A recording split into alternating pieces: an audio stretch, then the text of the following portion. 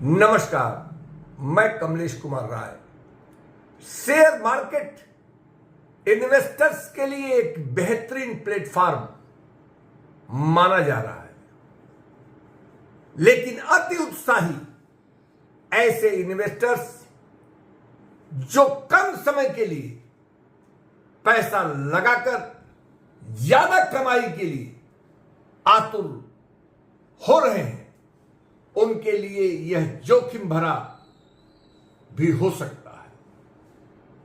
Asset allocation के बगैर, planning किए बगैर यदि कोई इन्वेस्टर शॉर्ट टर्म पैसा कमाने के लिए पैसा लगाता है और वह जिस हड़बड़ी में उसके द्वारा पैसा मार्केट में इन्वेस्ट किया जाता है और उसी हड़बड़ी में छोटी सी भी गिरावट के बाद वह अपना पैसा वापस लेता है, नुकसान बुक करता है।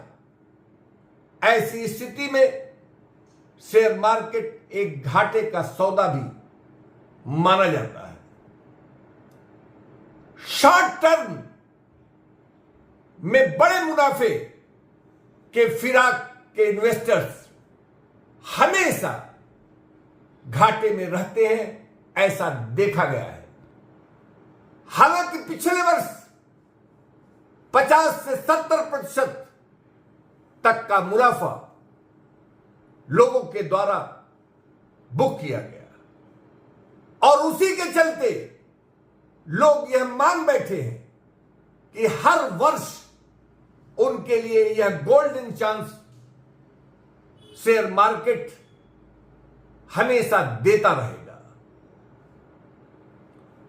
लेकिन इतिहास इसका गवाह है कि जब भी कोई इन्वेस्टर सिर्फ शॉर्ट टर्म में पैसा कमाई का सपना देखता है तो उसे कभी न कभी नुकसान उठाना पड़ सकता है। वहीं संयमित इन्वेस्टर जो लंबे समय के लिए इन्वेस्ट करते हैं, निश्चित रूप से उनको फायदा होते देखा गया है। आरबीआई का कहना है कि लोगों के द्वारा अपने बैंक डिपॉजिट तोड़कर मार्केट में, शेयर मार्केट में पैसे लगाए जा रहे हैं। वहीं सेबी कहती है कि लोगों के द्वारा बैंक से पैसे निकालकर एफएनओ खेला जा रहा है, जिससे भारी नुकसान होने की संभावना से इनकार नहीं किया जा सकता। एफएनओ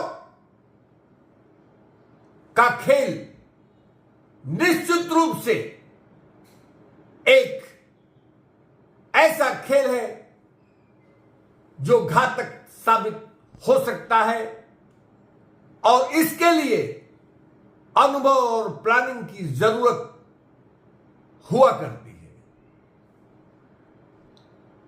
फॉरेन इन्वेस्टर्स का एक जमाना था जिनके भारतीय मार्केट में पैसा इन्वेस्ट करने पर मार्केट ऊंचा जाता था, मार्केट से पैसा वापस लेने पर मार्केट गिरता था। लेकिन अब ऐसी स्थिति भारतीय शेयर मार्केट की नहीं रही।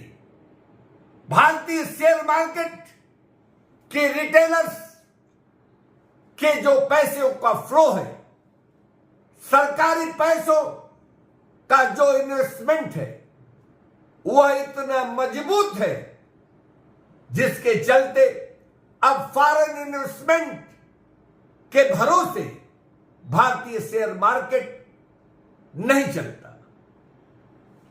हालांकि वर्तमान में भारतीय शेयर मार्केट 81,000 सेंसेक्स से ऊपर चल रहा है। ऐसे में इस बात की संभावना व्यक्त की जा रही है कि जो इन्वेस्टर 50-55 हजार में इस मार्केट में जो मार्केट में एंटर किए हैं, निश्चित रूप से उनके द्वारा कभी न कभी अपना प्रॉफिट बुक किया जा सकता है।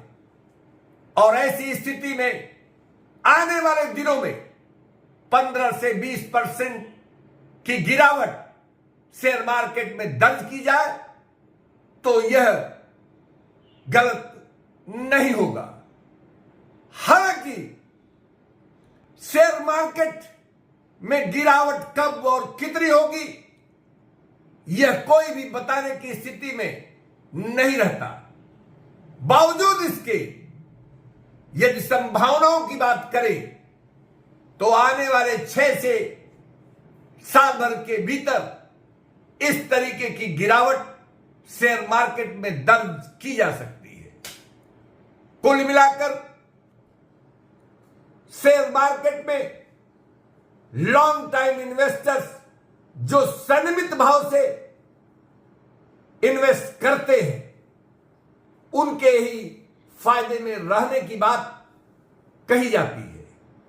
डाइवर्सिफाइड इन्वेस्टमेंट और संयमित रहना इस शेयर मार्केट का मूल सिद्धांत माना जाता है। हड़बड़ी में गड़बड़ी करके नुकसान बुक करने वाला व्यक्ति कभी भी शेयर मार्केट से लाभ नहीं ले सकता। ऐसी स्थिति में शेयर मार्केट पर पैनी नजर रखना, प्लानिंग के तहत लॉन्ग टाइम के लिए इन्वेस्ट करने वाले इन्वेस्टर ही इस भारतीय शेयर मार्केट से फायदा उठाते रहे हैं और आने वाले दिनों में उठाते रहेंगे। गिरावट की संभावना को देखते हुए एसआईपी के माध्यम से इन्वेस्ट करना सबसे बेहतर तरकीब इस शेयर मार्केट के लिए माना जाता है। ऐसे में इस शेयर मार्केट के जानकारों का कहना है कि आने वाले दिनों में एसआईपी के माध्यम से ही लोगों को इस शेयर मार्केट में एंटर करने की जरूरत है, क्योंकि मार्केट यदि ऊपर जाता है तो भी उनको कोई नुकसान नहीं होगा और नीचे जाने की स्थिति में भी उनके द्वारा बेहतर स्थिति बनने में सफलता मिलने की संभावना से भी किसी भी स्थिति में बनाई नहीं की जा सकती। उपभोक्ता मंच के लिए आज बस इतना ही। नमस्कार।